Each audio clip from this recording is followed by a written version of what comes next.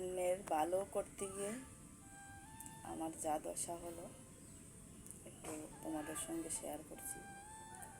যারা নিজের কথা ভাবে না তাদের কি হয়, একটা সময় আসে তাদের পাশে কেউ থাকে না।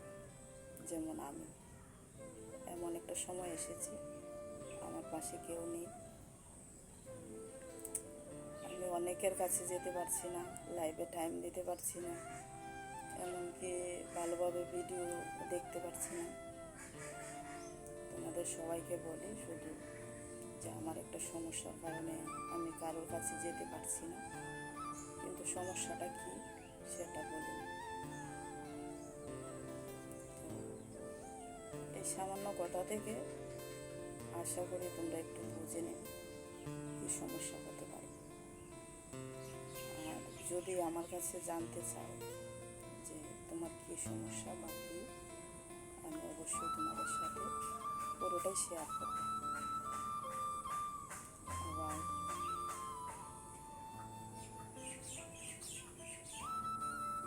এতটুকুই, সবাই একটু বোঝো আর কেউ খারাপ কোনো মন্তব্য করো না, এটাই আমার কাছে। তারপর কিন্তু আবারও কথা আছে, আবারও আমি একটু কথা বলবো। একটু সময়ের জন্য বিরতি নিচ্ছি। বন্ধুরা, দেরিতে হলেও কিন্তু আমি বুঝেছি সব জায়গায় না নিজেকে মানিয়ে নিতে নেই। আমি সব জায়গাতে নিজেকে মানিয়ে নিতে আমার এই অবস্থাতে আমি পৌঁছেছি। কারণ দেখো, যেখানে তুমি সম্মান নেই তোমার, সেখানে তোমার মানিয়ে নেওয়া মানে নিজের আত্মসম্মানকে বিসর্জন দিয়ে দেওয়া। সেটা আমার সঙ্গে হয়েছে।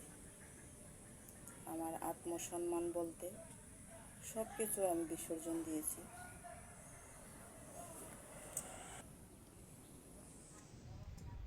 সত্যি কথা বলতে, জানো, আমার লাইভে তোমার জয় নামে একজন আমার বন্ধু রয়েছে। তারপর আমার বর্দি ভাই রয়েছে। আমার বর্দি ভাই আমাকে যদি রেবা বলে যেটা লাভ দেয়, আমার শরীরে কতটা যে মানে প্রাণটা ফিরে আসে আমি নিজেও বলতে পারবো না। তারপর বাংলাদেশ থেকে রয়েছে আমার একজন দিদিভাই কিন্তু আমাকে খুব সুন্দর করে ডাকে। তোমাদেরকে আমরা সব সময় মিস, সব সময় আমি যে একটা পরিস্থিতিতে আছি তার মধ্যে আমি দেখি কীভাবে তোমাদের সঙ্গে কারো মানে লাইভে গিয়ে যে আমি একটা কমেন্ট করব, কমেন্ট করার মতো আমার মনের পরিস্থিতি ঠিক নেই। আমার চ্যানেলটা মনে হওয়ার সঙ্গে সঙ্গে তারও আগের থেকে বলতে গেলে আমি 16 বছর ধরে একজন বেঈমানের সঙ্গে জড় করছি। একজন বেঈমান, ওকে আমি অনেক চেষ্টা করেছি যাতে আমার নিজের করে পাই, কিন্তু ও আমার নিজের করে না।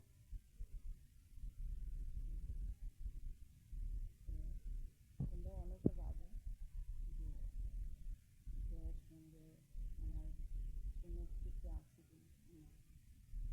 যেমন তোমরা দিদি ভাই আসছো, ভাই আসছো, বোন আসছো বা বন্ধু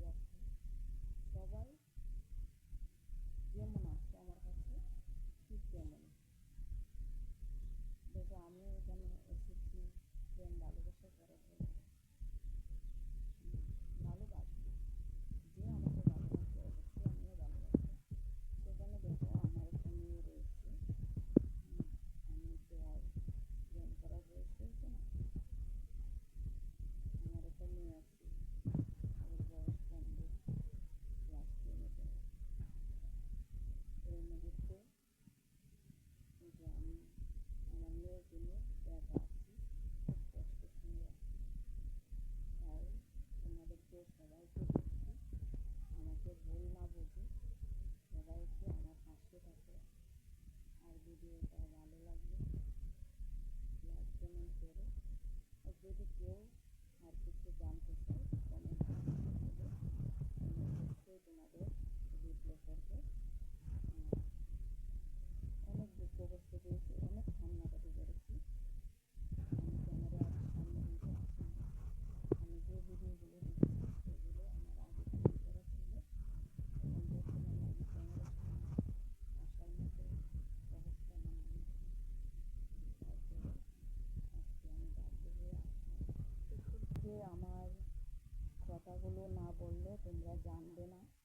তোমরা অনেক দূর দূরান্ত থেকে আমার পাশে আছো, যেভাবে আছো সেইভাবেই থাকবে। এই হলো আমার অনুরোধ তোমাদের সবার কাছে, আর কিছু না। সবাই যেন পাশে থেকো। আর কতদিন তোমাদের সঙ্গে থাকতে পারবো জানি না। আমি এক রকমের অসুস্থ ছিলাম, সেখানে আসাতে তোমাদের এই একটু একটু ভালোবাসার কারণে আমার সেই জায়গাটা কিন্তু পূর্ণ হয়ে গেছে। আমি সেই অসুবিধাকে আর বুঝি না। অর্থাৎ আমার একটা শ্বাস টানের মতো হয়ে গেছিলো। মানে সব সময় একা, একটা লোক আমার পাশে আমাকে যে ভালোবেসে আমাকে দুইটা কথা বলবে সেই লোক আমার ছিল না। তোমাদের মাঝে আসার পর ধরো তোমাদের লাইভে জয়েন্ট হই বা কথা বলি বা আমার লাইভে আসি কথা বলি, তারপরে কিন্তু আমার অনেক ভালো হয়েছে।